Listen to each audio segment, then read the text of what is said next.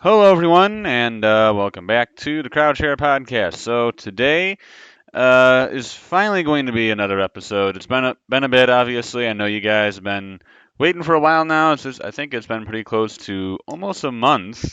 Actually, I think it was actually over a month now since our last video, which was an MLB video.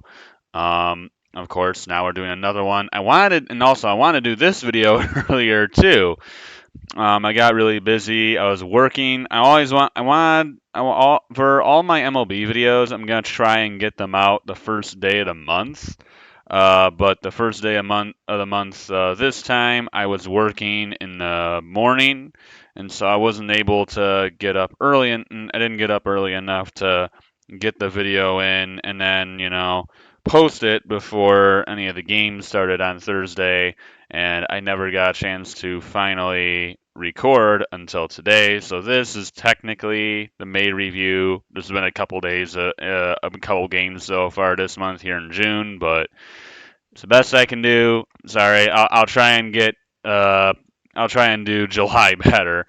Um, but in any case, let's get into this video.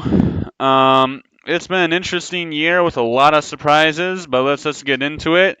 And we start with the American League, starting in the AL East, of where we have the Tampa Bay Rays still leading this division and still having one of the most impressive seasons um, in a while. I mean, this is a fantastic year that they've been having. Not quite as good as they were in April, but in May, still a solid month for them. As their record now at 43 and 19. I think it was 25 and like 6 in April, which was absolutely absurd. Or something. I think it was something like that. It might have been more like 20. I think it was 23 and 6. But they were unreal in April. So I mean, I think it was pretty close to that record. So you look at it now, they went 23 and, or I'm sorry, they went 20 and 13. That's still pretty good, and they still lead the division by almost 5 games over another team that's been a surprise in the Baltimore Orioles, who were by far the worst team in the East last year. Which, of course, the East is jam packed.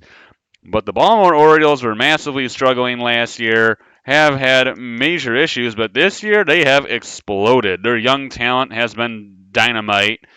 Kind of like the Tampa Bay Rays, it kind of just came out of nowhere. I mean, everyone knew. I mean, I thought the Orioles, and eventually in a few years would be a really good team and would really make a push for the playoffs and be a force.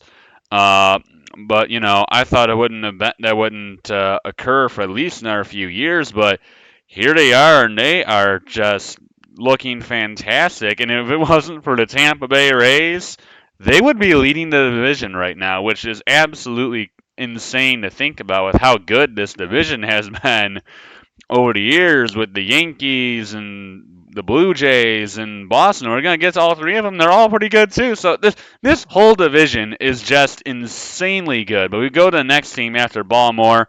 All right, talked about the Rays. What a year they're having. Just unbelievable how good Tampa has been. But you go to the next one after the Orioles.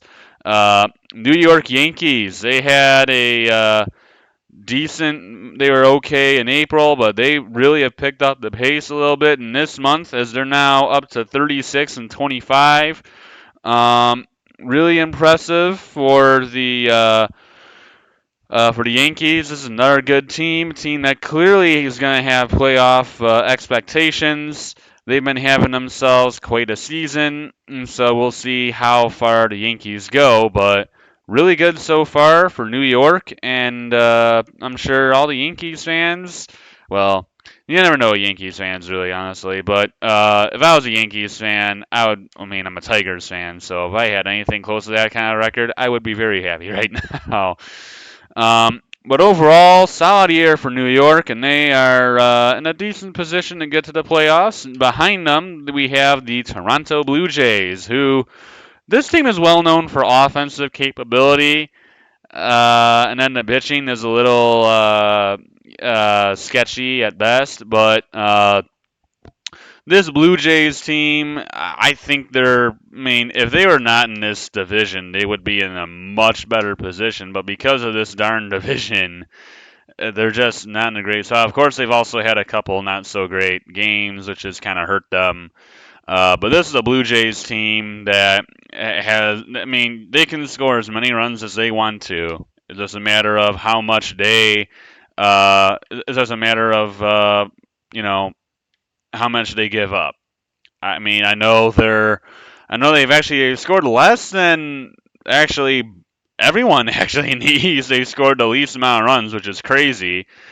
But this is a offense that just has loads of capability. You don't want to ever face the Blue Jay offense. In fact, I mean, you don't really want to face any of these offenses, but Toronto specifically, their offense is insanely good. It's all going to be dependent on their pitching, but the Blue Jays, they're not too far out of the playoff picture. But with how good the East is, they're definitely going to need, I don't know, just some humanism from Tampa and Baltimore, because that's the only thing that's really keeping them back right now. And then in last, who's not even below 500, is the Boston Red Sox, straight up 500 at 30-30.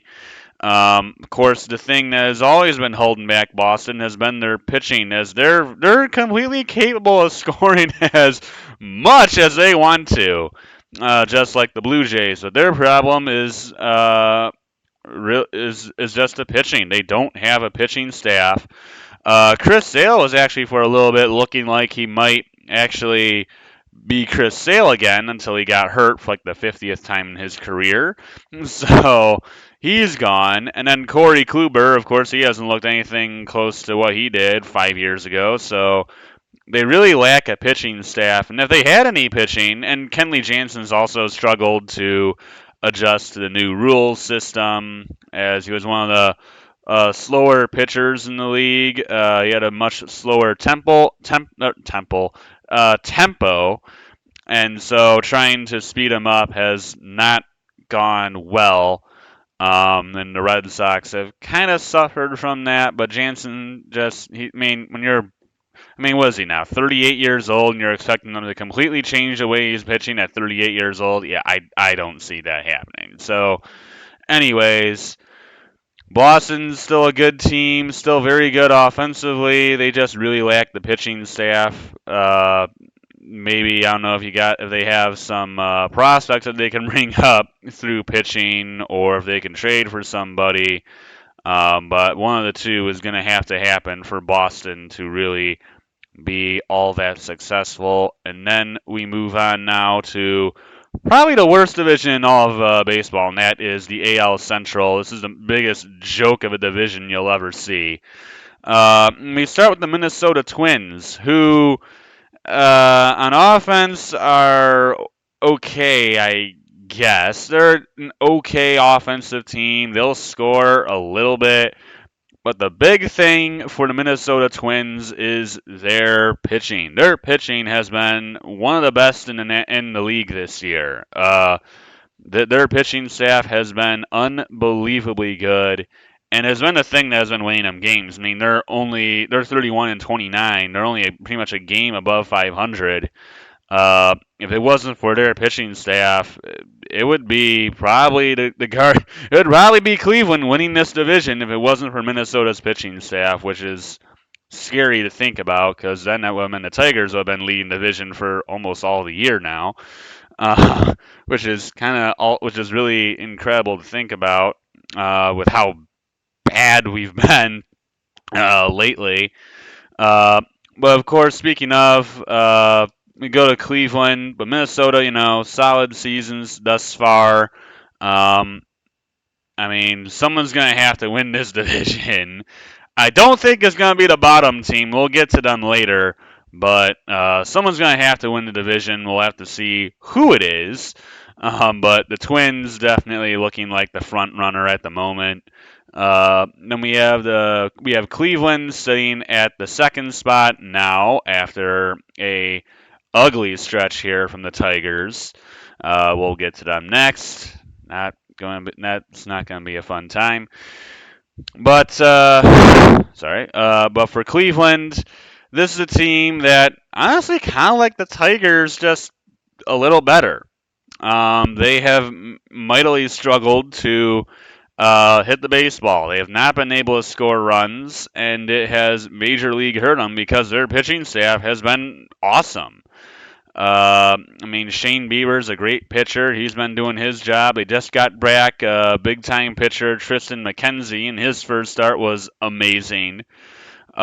This Cleveland pitching staff has just pitchers galore, and it's like their pitching staff just never seems to end. They always seem to have just this other random guy who just comes out of nowhere and looks absolutely fantastic, and you're like, where'd this dude come from? But Cleveland's got enormous amounts of pitching all over the place. Their pitching staff is unbelievable.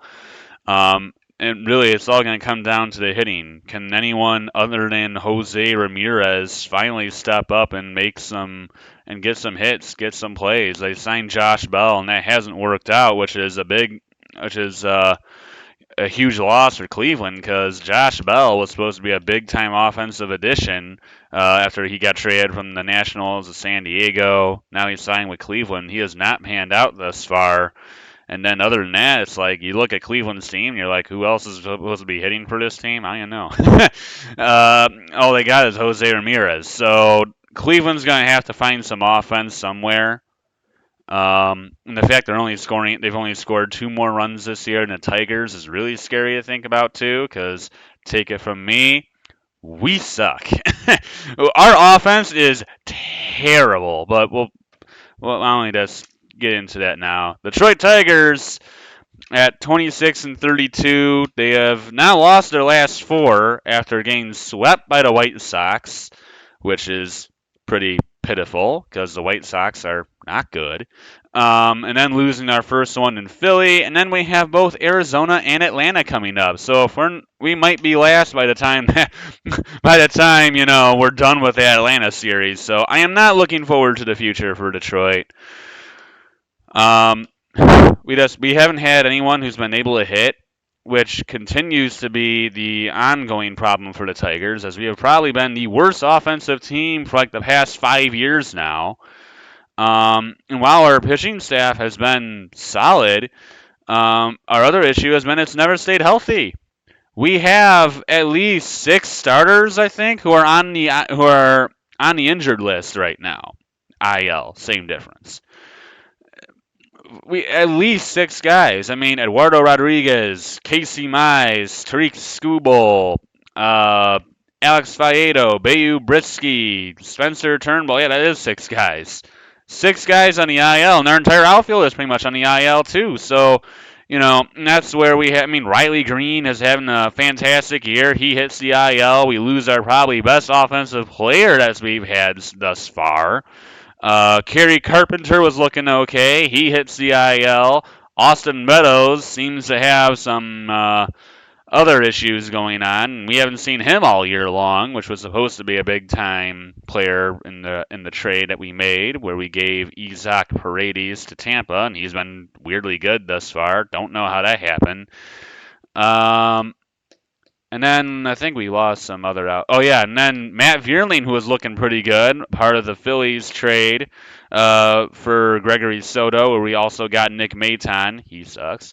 But Matt Vierling, he was looking pretty good. He hit the IL. So I mean, pretty much our entire outfield is on the IL. Pretty much our entire pitching staff is on the IL. I'm not surprised that we've lost our last 4 games now, even though we should have still at least gotten 1 in Chicago. We couldn't have gotten 1. I don't know. But this Tiger team is incredibly frustrating because, yeah, they're bad.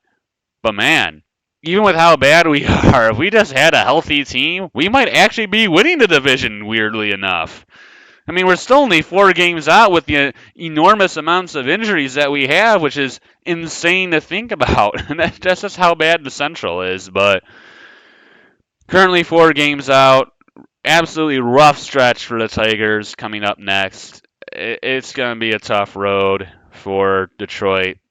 as this stretch here is going to make or break, I think, our season. If we don't at least keep a 500 record, even if I think I don't even know if we only can manage a 500 record, I think it's over.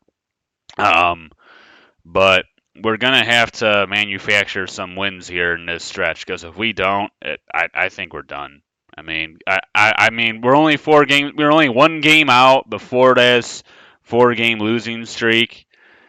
By the time the Braves series is over, which I think we have the Twins after them, by the time that Braves series is over, we could be 10 games out. So we need to start finding some wins somewhere. I don't know if that's going to come tonight or if it's going to come against Arizona or if it's supposed to come against the Braves. I highly doubt that's going to be the one we beat. But whoever it comes against, we're going to have to beat them if we want to keep our hopes of doing anything this year alive.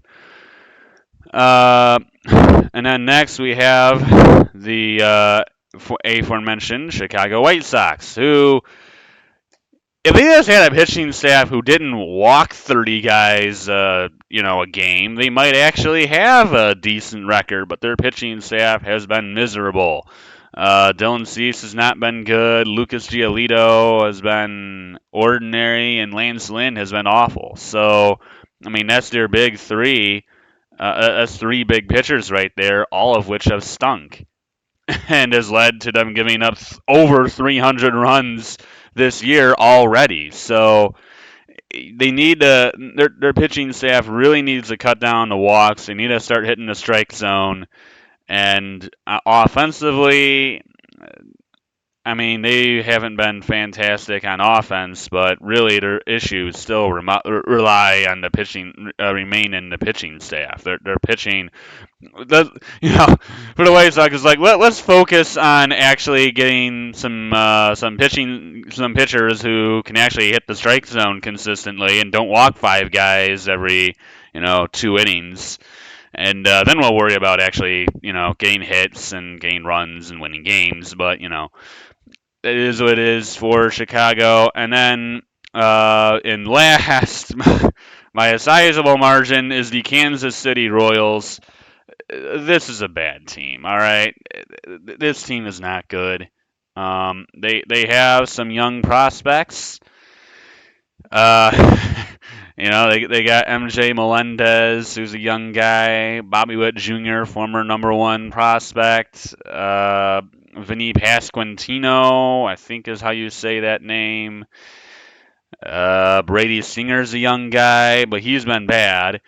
Um, there's not really much to look forward to if you're Kansas City. You look and you're just like, wow, yeah. They haven't been good, and it has been a massive struggle for Kansas City. And so, I mean, we'll see if maybe they can turn the ship around. But they're not the worst team in the league, but they're by far the second worst. But Kansas City, what a struggle bus it's been for them.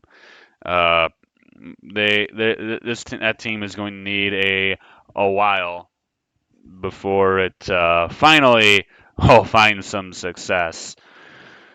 Sorry, and then we'll go to the AL West, of where we start with a team that I really did not expect to be this good. I figured they'd be decent, but I was really shocked by how good they've been so far this year, and that's the Texas Rangers.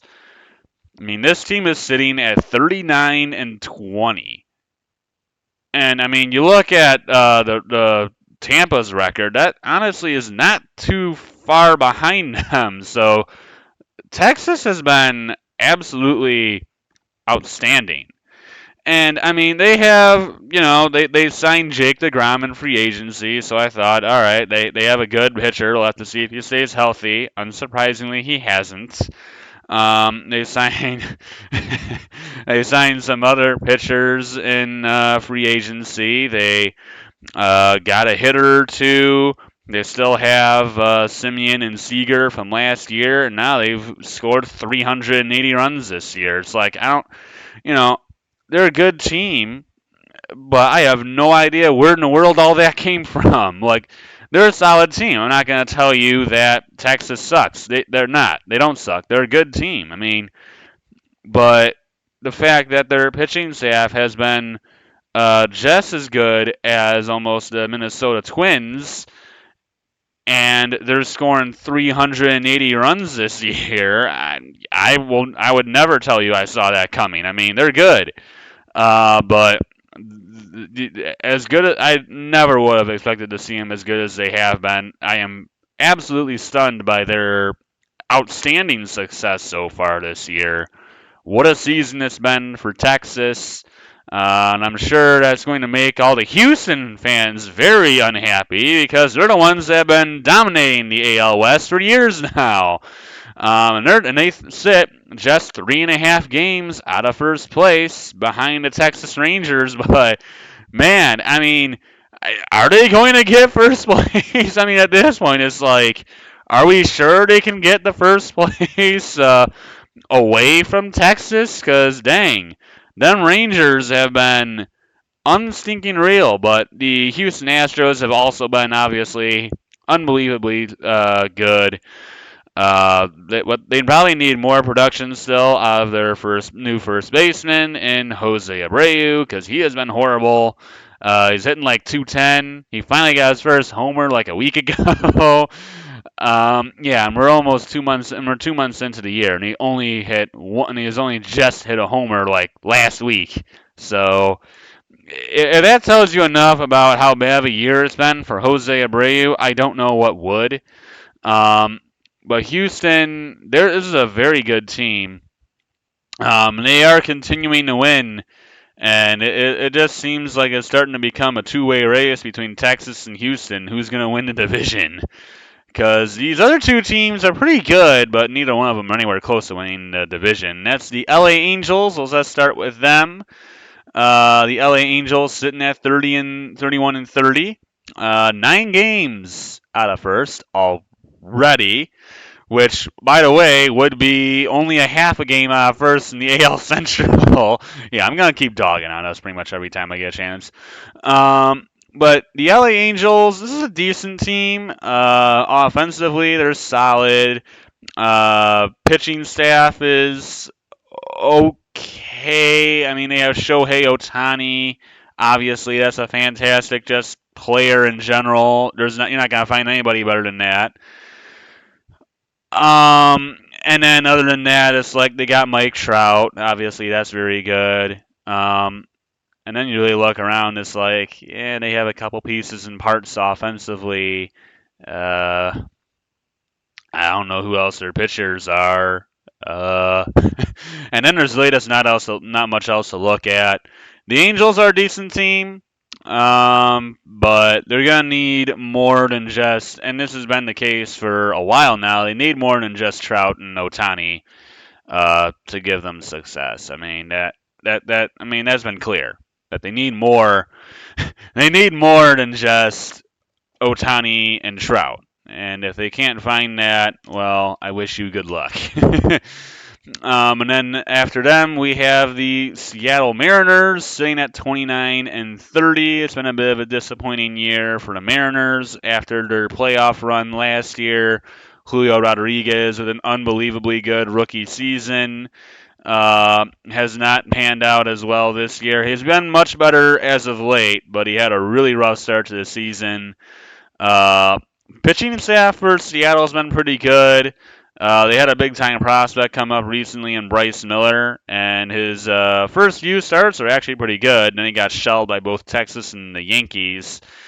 So that I don't know if that's just a fluke that he played two really good teams and got absolutely hammered. He next has the Angels. Maybe he'll do a little better against them. I don't know. But Seattle, it's been disappointing for them, to say the least. This is a good team. Is significantly underperformed. We'll see if they can flip it around. The All-Star game is actually in Seattle this year. The Mariners, there's a lot of things that they'll need to turn around. While their pitching staff, yes, has been dynamite, their hitting has been uh, okay at best. They're going to need a bit more out of really the hitters because that's been the biggest issue for Seattle this year. But overall, I think this is a good team, and we're only 2 months into the season. There's a long ways still to go, but soon enough, they're going to need to turn some things around, and then we have then we just have the Athletics. Um, I don't really know. I don't even know what to say about this team. I mean, you look at the run differential. I mean, I'm not sure if this is. I mean, surely at this point they're on pace to make MLB history. I mean, they were the last time that we probably did a video on Oakland. They were maybe at a minus 100 differential. They're at minus 200 already now. So if they're just getting on a minus 100 run differential every month, then that means they'll be. I mean, we got what? This month, next month, then we got August and September. So they're gonna be at a minus 600 run differential by the end of the season. That's a large differential.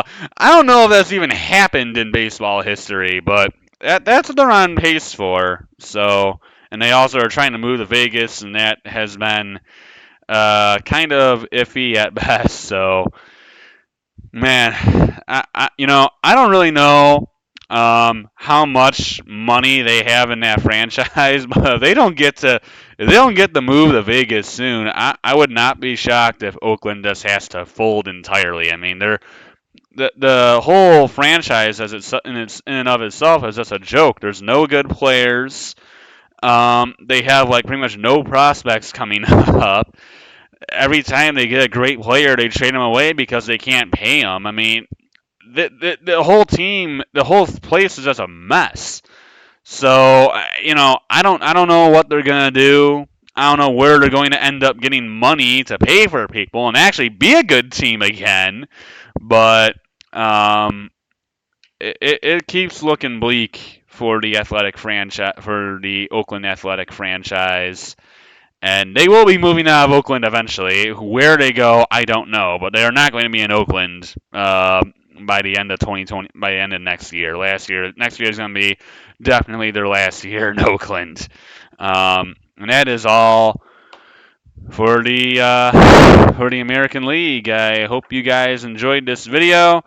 And starting this month, we're gonna have a football series. So we're gonna start the NFL. Start doing NFL videos every. I'm planning on doing it every week because next week, or I'm sorry, August, like the first week of August, there's going to be the Hall of Fame game, and then it starts the preseason. So I want to get all the videos done for the NFL before that begins. And then for college football, we'll start those videos in July. So first week of July, you'll see the first conference come out. I'm just gonna throw in Notre Dame with the ACC because I don't really know what else to do with Notre Dame. So that's what is going to be coming up very soon. So there's going to be an NFL video coming out later today, or probably tomorrow, or some point this week, and that's going to be of the NFC North. And yeah, so that's it for this one. I hope you guys enjoyed it, and until next time, adios, everyone.